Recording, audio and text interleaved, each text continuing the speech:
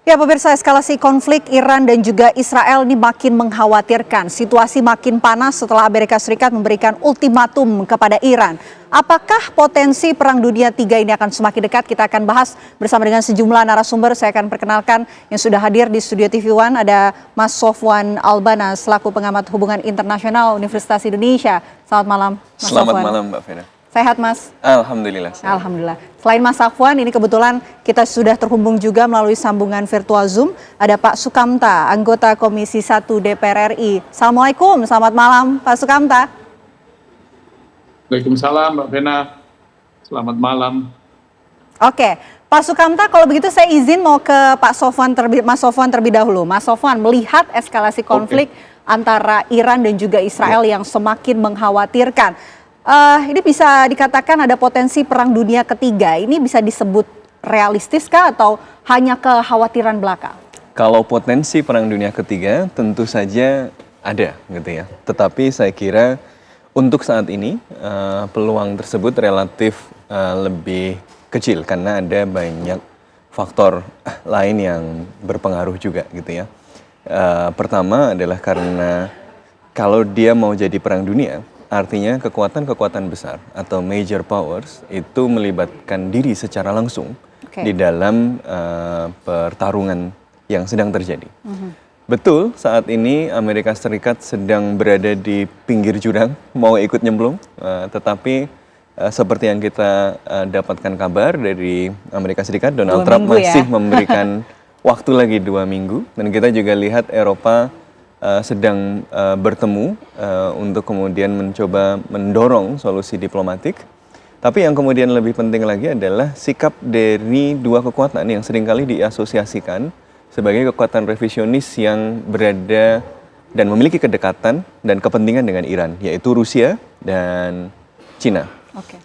Baik Rusia dan Cina sampai saat ini masih mengirimkan sinyal bahwa mereka tidak melibatkan diri di dalam konflik ini, walaupun tidak menutup kemungkinan itu. Putin kan menyampaikan, ini senada dengan yang disampaikan oleh Iran, bahwa pada saat ini Iran tidak membutuhkan bantuan dari Rusia. Gitu ya. Kabarnya juga di dalam internal Amerika Serikat terbagi ya menjadi dua. Ada yang menolak, ada yang justru setuju begitu untuk terlibat dalam pertempuran ini. Dan bahkan di kubu konservatif sendiri di Amerika Serikat yang secara tradisional itu mendukung Israel, hari ini juga terbelah cukup kuat karena ada kelompok-kelompok yang melihat bahwa keikutsertaan Amerika Serikat di dalam berbagai konflik di Timur Tengah itu sebenarnya bertentangan dengan kepentingan nasional dari Amerika Serikat sendiri.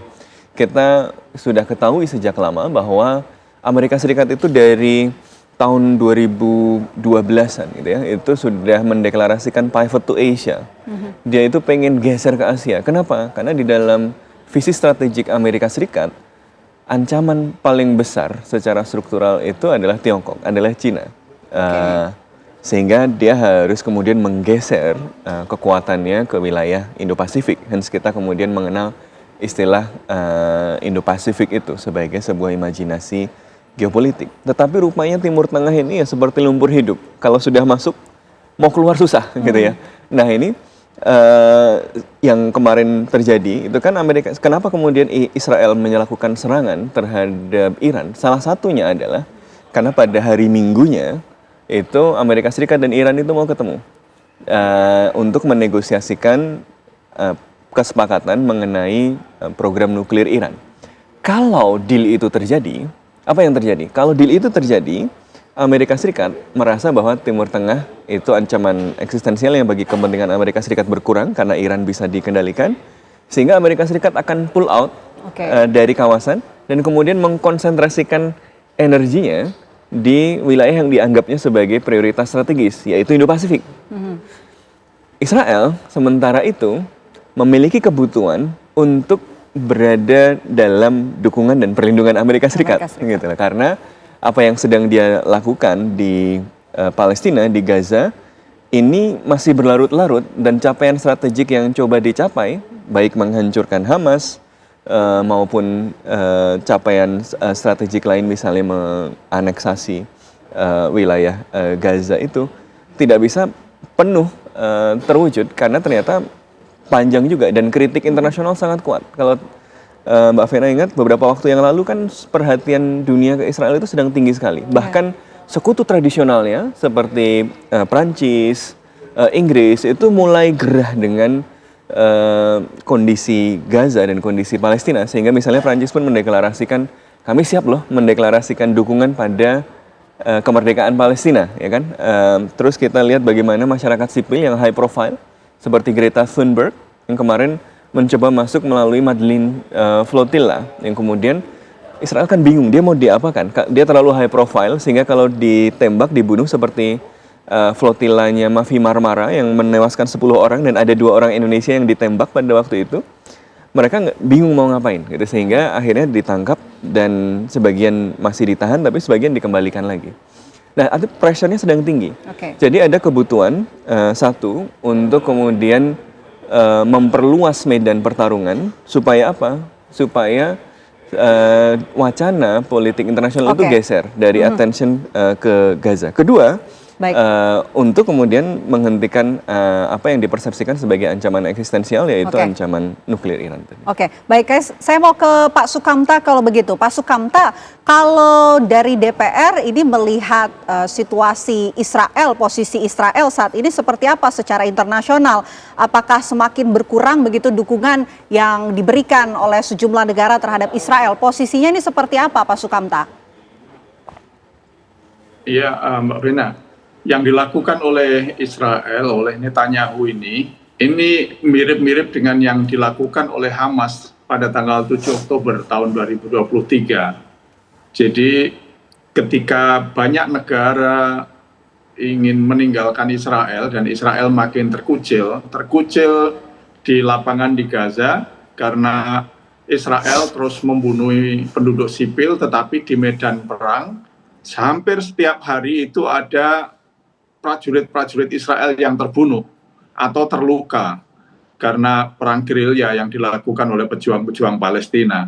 Kerugian di lapangan ini membengkak terus, sementara the so-called Sandera itu sudah mulai dilupakan. Nah, di dalam negeri Netanyahu ini terpojok oleh satu, dia dijerat oleh pengadilan korupsi, yang kedua tekanan dari prajurit-prajurit yang dikirim dari keluarga Sandera itu makin kuat dan tidak ada tanda-tanda menang walaupun dia selalu ngeklaim menang di Gaza. Yang ketiga, secara ekonomi dan politik posisi Netanyahu ini semakin terpinggirkan. Di sisi yang lain, apa yang dia lakukan di Gaza itu mulai membuat jengah para sekutu-sekutu tradisionalnya seperti Mas Sofwan katakan tadi. Jadi Inggris, Prancis sudah mulai meninggalkan Israel, bahkan memberi isyarat untuk mengakui negara Palestina merdeka. Bahkan Presiden Trump sendiri itu tidak memberikan lampu hijau secara membabi buta seperti waktu-waktu sebelumnya. Nah, yang dilakukan oleh Netanyahu adalah kemudian mencari perhatian internasional. Apalagi Amerika juga akan membuat deal langsung dengan Iran. Nah, ketika ini persis seperti ketika dulu deal of the century, negara-negara Arab akan membuat deal dengan Israel, membuka diplomatik. Nah, dilakukanlah aksi tanggal 7 Oktober. Nah, ketika Amerika mau membuat deal dengan Iran seperti tadi disampaikan Mas Sofwan, nah Israel, Netanyahu membuat langkah taktis dengan melakukan pemboman ke Iran.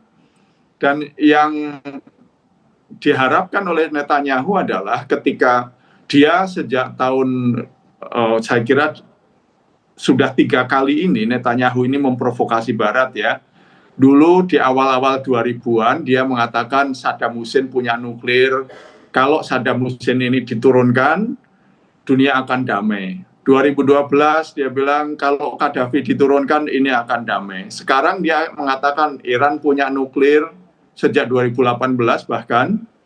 Dan kalau terjadi pergantian kepemimpinan, dunia akan damai. Retorika Netanyahu sama persis. Nah, dia mengharapkan ada reaksi yang sama dari negara-negara Barat, utamanya Amerika, untuk kembali menopang Israel secara membabi buta melawan Iran.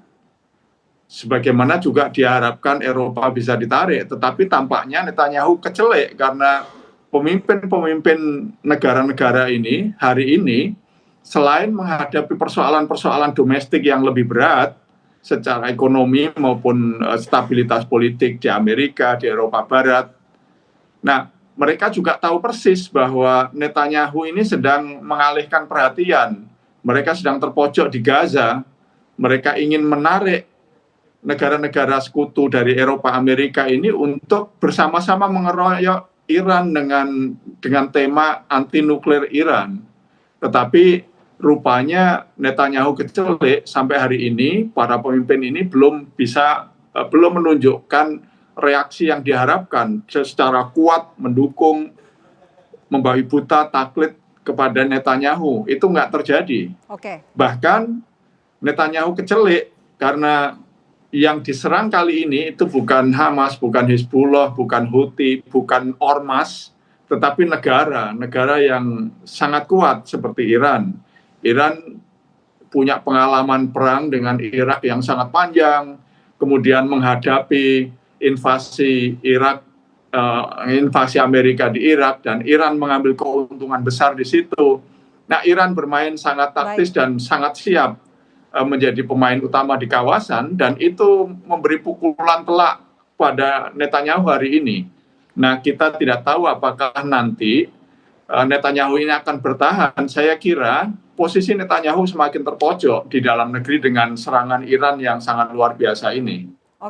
Jadi alih-alih dia menggulingkan pemimpin politik Iran, boleh jadi Netanyahu sendiri yang akan terguling di dalam negerinya. Baik. Saya mau ke Mas Sofwan kalau begitu. Apa yang dikatakan oleh Pak Sukamta ini menarik ya. Artinya bisa disimpulkan juga bahwa Israel saat ini mendapatkan lawan yang seimbang melawan Iran? Saya kira masih banyak ketidakpastian dan kita masih harus melihat lagi gitu ya. Betul bahwa salah satu tujuan strategiknya adalah mengubah peta dukungan internasional yang sudah mulai kritikal terhadap Israel karena kasus Gaza dan tindakan-tindakan brutal yang dilakukannya, terutama misalnya setelah masuknya apa yang disebut sebagai Gaza Humanitarian Foundation yang jadi satu-satunya jalan untuk memasukkan bantuan ke Gaza, tapi malah jadi death trap. Sampai hari ini hampir tiap hari kita mendengarkan kabar puluhan orang dibunuh sambil menunggu bantuan gitu ya. Nah, tapi sebenarnya juga ada tujuan-tujuan strategik lain. Iran ini kan memang sudah menjadi kekhawatiran Israel sejak lama. Sebagai sebuah entitas settler kolonial, ini kalau istilah akademisnya, dia itu hanya bisa bertahan dengan memastikan dia memiliki superioritas militer. Karena kalau dia tersaingi oleh kekuatan yang lain, eksistensinya terancam. Kenapa? Karena dia hadir di situ dengan memaksa dan mengusir orang. Jadi secara membuat orang menerima itu adalah dengan memastikan bahwa semua orang takut sama dia, gitu kan? Karena itulah ketika ada sebuah entitas lain yang memiliki potensi untuk memberikan tantangan pada dominasi militer ini, ya dia merasa terancam. Karena itu sudah sejak lama. Netanyahu itu sudah sejak tahun 2005 atau bahkan 95 menyatakan bahwa Iran ini hampir bisa membuat senjata nuklir. Jadi sudah lama itu mau dihentikan. Tapi kita harus ingat bahwa sebenarnya yang sudah punya senjata nuklir siapa? Israel. Walaupun dia secara sengaja mengatakan bahwa dia menyebarkan ambiguitas. Dia tidak membantah tapi juga tidak kemudian membenarkan. Tapi dari seorang whistleblower namanya Mordechai Vanunu, dia mengatakan bahwa Israel memang memiliki nuklir dan dulu dibangun dengan bantuan Prancis pada tahun 1960-an. Mereka memiliki 40 sampai 100-an hulu ledak nuklir. Nah, kenapa kemudian sekarang selain karena tekanan karena faktor Gaza tadi, kemudian faktor kemungkinan Amerika Serikat pulling out dari Timur Tengah, yang ketiga adalah memang Iran sedang melemah. Jadi kalau kita lihat selama ini Iran itu dua pilar kekuatannya adalah satu adalah program balistiknya, misilnya yang sekarang sedang kita lihat dioperasionalisasikannya seperti apa. Dan yang kedua adalah dia membangun aliansi dengan kelompok-kelompok yang kemudian nanti disebut sebagai axis of resistance atau poros perlawanan. Yang kalau dalam narasi barat seringkali disebut sebagai proksi-proksinya Iran. Walaupun mungkin hubungannya sebenarnya lebih kompleks.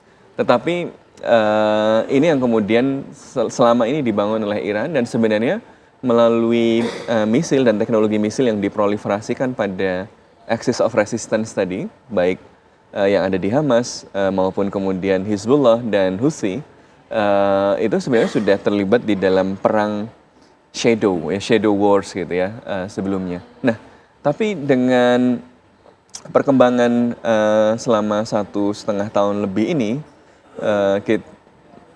kita melihat bahwa memang Iran agak keteteran karena kemudian Assad jatuh, dia kehilangan satu basis operasi yang sangat luas di wilayah Suriah. Jadi di antara Iran dan Israel itu kan ada ruang yang sangat luas namanya Suriah. Assad jatuh dan di situ rezimnya yang baru belum terlalu kuat sehingga posisinya pada Israel juga susah. Kemudian milisi yang selama ini berada di axis of resistance juga sedang mengalami pukulan yang signifikan. Maka Israel secara strategik melihat bahwa kalau nggak sekarang, kapan lagi? Problemnya adalah kalau sekarang pun Israel tidak bisa melakukannya sendiri. Ada misalnya kalau tujuan strategiknya adalah menghabisi kapabilitas militer Iran, dia harus menghancurkan sebuah fasilitas yang namanya Fordo di bawah tanah, yang dia harus dihancurkan dengan bom 30.000 pound bunker buster yang itu cuma dimiliki oleh Amerika Serikat. Dan dia cuma bisa dideliver oleh pesawat B-2 yang juga cuma dimiliki oleh Amerika Serikat. Jadi tanpa Amerika Serikat ini nggak bisa.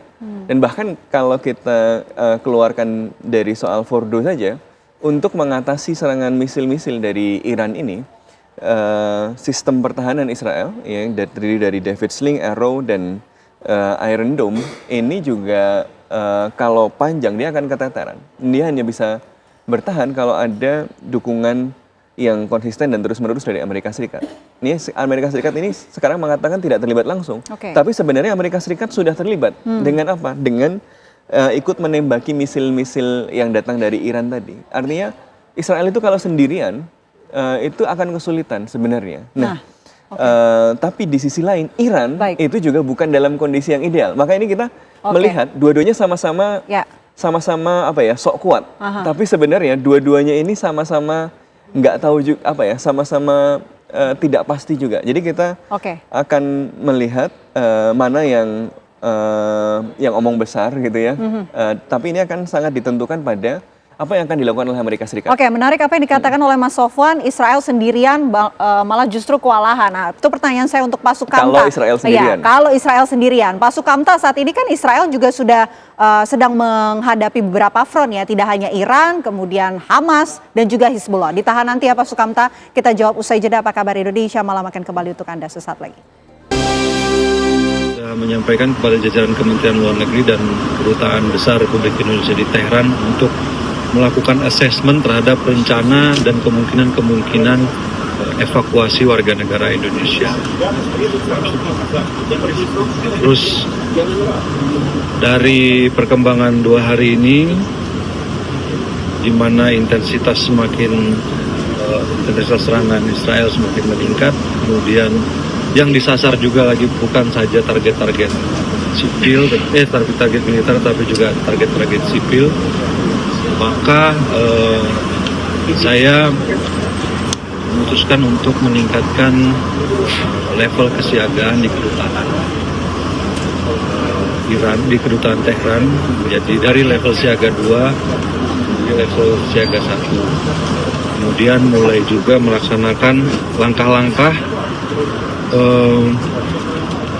kontingensi dan langkah-langkah evakuasi bagi warga negara Indonesia. Kami juga sudah melakukan komunikasi dengan beberapa negara tetangga Iran, memohon supaya pada saat terjadi evakuasi nanti warga negara kita diberikan kemudahan melewati perbatasannya karena situasinya juga semakin tidak menguntungkan. Kita berharap juga tegangan ini bisa segera selesai. Ya, itu dia tadi pernyataan yang disampaikan oleh Menteri Luar Negeri Sugiono yang mengatakan langkah darurat dan juga evakuasi WNI di Iran. Sebelum kita bahas evakuasi, pertanyaan menggantung saya untuk Pak Sukamta tadi. Pak Sukamta, menarik apa yang dikatakan oleh Mas Sofwan, kalau Israel sendirian ini kewalahan. Apalagi Israel nih kini menghadapi beberapa front seperti Iran, kemudian ada Hamas dan juga Hizbullah. Analisa Anda seperti apa?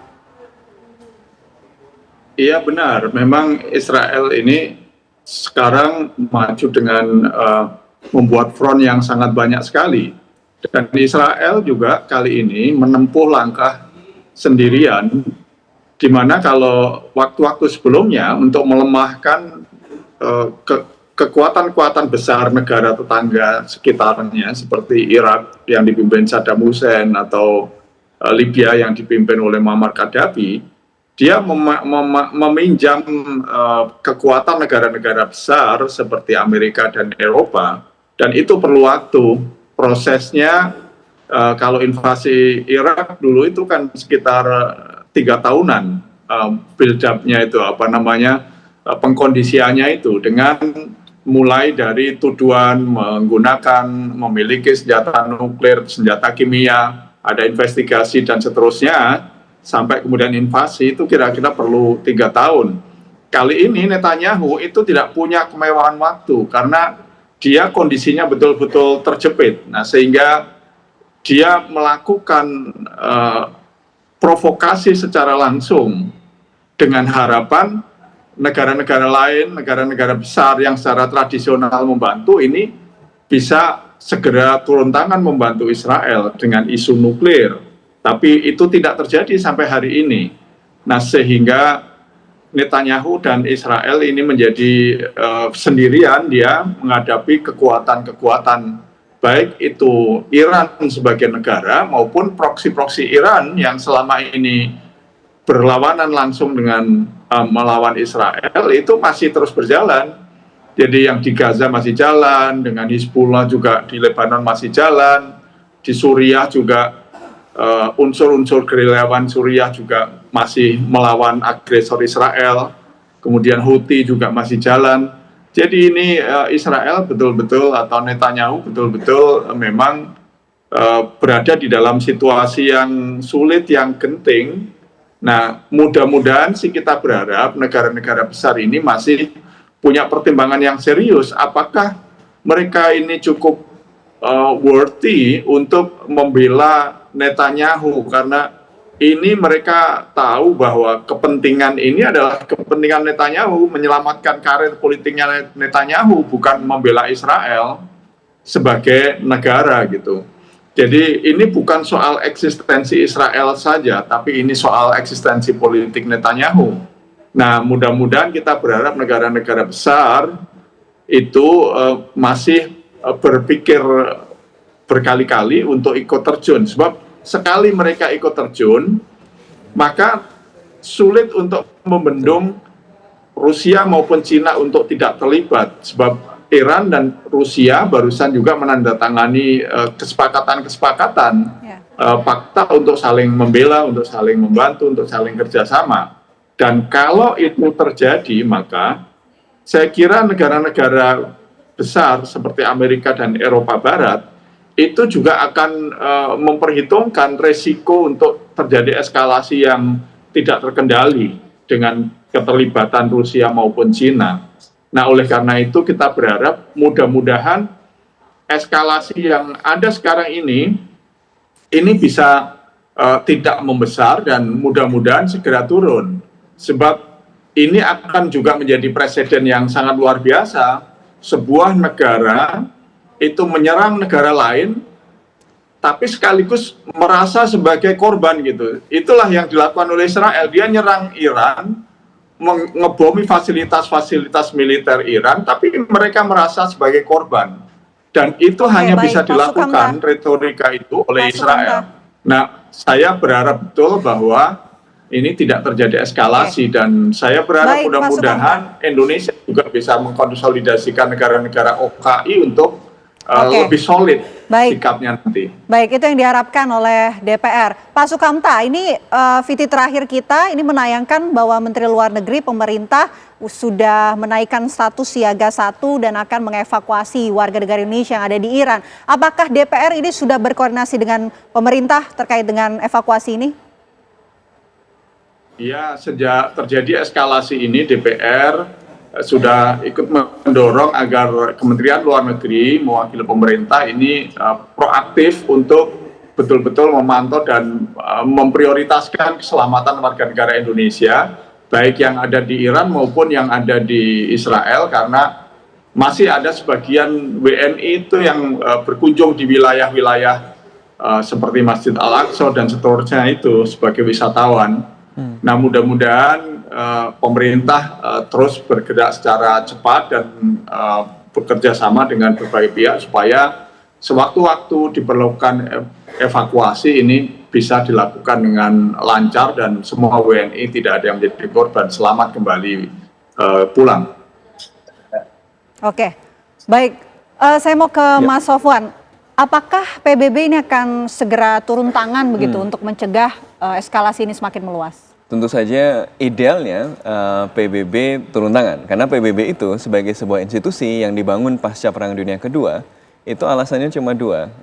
Ada dua kejahatan yang coba dihentikan dan dicegah melalui penciptaan sebuah institusi internasional yang namanya PBB. Pertama adalah agresi, dan yang kedua adalah kejahatan istimewa yang kita kenal sebagai genosida. Tapi masalahnya, if you can get away with genocide selama lebih dari 1 tahun, gitu ya, kasusnya sedang jalan di ICJ, pemimpin Anda kemudian mendapatkan arrest warrant dari ICC, tapi masih bebas saja gitu ya, ya kenapa tidak melakukan aggression, genosida aja dilakukan dengan santai gitu kan ya. Jadi kita akan melihat PBB ini mengalami ujian yang sangat serius, dan tapi masalahnya dalam kasus Israel memang selalu menjadi ujian yang paling serius dan berulang tentang apakah PBB ini memang benar menjadi sebuah institusi yang adil dan memang mampu menjaga perdamaian dunia. Karena seperti yang kita tahu, bahkan dalam kasus Gaza saja resolusi gencatan senjata itu selalu diveto oleh Amerika Serikat sampai resolusi gencatan senjata yang terakhir diajukan kemarin di Dewan Keamanan. Apalagi soal ini ya, dan Amerika Serikat menunjukkan sikap yang meskipun belum ikut terjun sekarang, tapi sudah jelas keberpihakannya, sudah jelas posisinya bahwa Amerika Serikat tidak melihat bahwa Iran itu berada dalam posisi yang membela diri. Dia memang kemudian justru haknya Israel yang harus dijamin gitu kan. Karena itu kemudian menjadi sangat sulit berharap pada PBB. Jadi kita mungkin akan melihat adu misil ini akan terus berlangsung selama beberapa saat, dan nanti perubahannya akan ditentukan pada apakah Amerika Serikat ini akan terlibat secara langsung dan sejauh mana. Karena itu akan ada beberapa skenario. Ya, skenario yang pertama adalah kita akan menyaksikan adu misil ini agak panjang sampai dua-duanya capek, sampai dua-duanya sumber dayanya terbatas, dan kemudian akan dipaksa untuk kemudian menyepakati semacam gencatan senjata walaupun mungkin tidak akan formal. Kedua, dia akan bergeser menjadi sebuah perang regional ketika Amerika Serikat ini masuk dan terlibat. Atau ketiga, kalau Amerika Serikat masuk atau tidak masuk, tetapi kemudian program nuklirnya tidak bisa kemudian dihentikan, Israel akan mengejar apa yang disebut sebagai kebijakan regime change. Bagaimana kemudian kalau nggak bisa dihancurkan dengan kekuatan militer, gunakan kekuatan politik. Apa? Yaitu memobilisasi upaya untuk menjatuhkan pimpinan politik. Inilah kenapa misalnya Israel sekarang menyasar tidak hanya elit-elit militer, tetapi juga elit-elit pengelola sipil dari Iran. Kalau tidak bisa regime change, Israel akan mengejar apa yang disebut sebagai regime collapse. Jadi negaranya dibuat collapse, dibuat kacau seperti di Libya, sehingga yang ada adalah milisi-milisi dan entitas-entitas yang itu sebenarnya justru menjadi ancaman jangka panjang bagi semua negara juga. Nah, jadi kita berharap dari berbagai skenario ini yang tentu saja kita harapkan adalah Amerika Serikat bisa menahan diri, Eropa menahan diri, semua negara besar melihat bahwa diplomasi adalah jalan yang terbaik untuk menyelesaikan persoalan ini dan memaksa Israel untuk kemudian mau berunding dengan Iran dan kemudian menyepakati ya pemberhentian kekerasan di antara mereka terlebih dahulu. Tetapi juga kita harus ingat, yang ini berhenti pun yang Gaza juga belum tentu berhenti, dan ini masih ada tiap hari represi yang dilakukan. Ini juga nggak boleh kita lakukan, nggak boleh kita lupakan. Ini saling berkaitan satu sama lain. Jadi kita berharap bahwa negara-negara besar yang selalu menyampaikan komitmen pada hak asasi manusia, yang selalu menyampaikan komitmen pada international order, itu benar-benar menjaga international order. Caranya bagaimana? Caranya dengan tidak melibatkan diri di dalam perang yang gegabah yang bisa menjadi perang regional maupun bahkan perang dunia. Baik, tidak melibatkan diri, itu yang diharapkan. Dan mendorong proses diplomatik. Baik, mudah-mudahan itu tidak terjadi dan eskalasi konflik ini tidak semakin meluas. Terima kasih atas waktunya Mas Sofwan. Terima kasih juga atas waktunya Pak Sukamta.